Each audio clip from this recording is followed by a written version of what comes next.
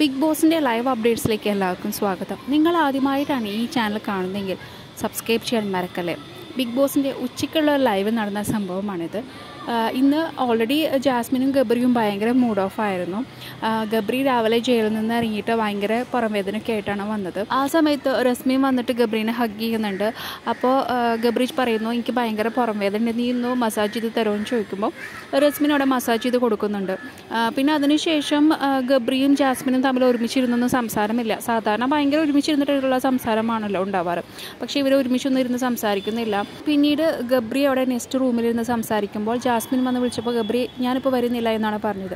അതിനുശേഷം ഇരുവരും ഉറങ്ങാനായിട്ട് അവിടെ ടണർ റൂമിലേക്ക് വരുന്നുണ്ട്. ആ സമയത്താണ് അവിടെ ജാസ്മിൻ ബെഡിൽ കിടക്കുകയാണ്.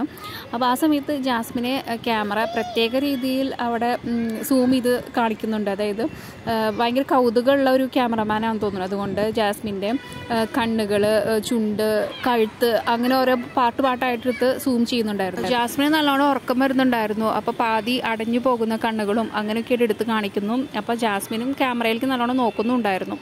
പിന്നെ അപ്പോൾ ഗബ്രി ചോദിക്കുന്നുണ്ടായിരുന്നു, രാവിലെ റസ്മിൻ ഉറക്കപ്പിച്ചയിലെങ്ങാനാണോ എന്നെ വന്നിട്ട് മസാജ് ചെയ്തത് എന്ന കാര്യങ്ങളൊക്കെ അവിടെ ചോദിക്കുന്നുണ്ടായിരുന്നു.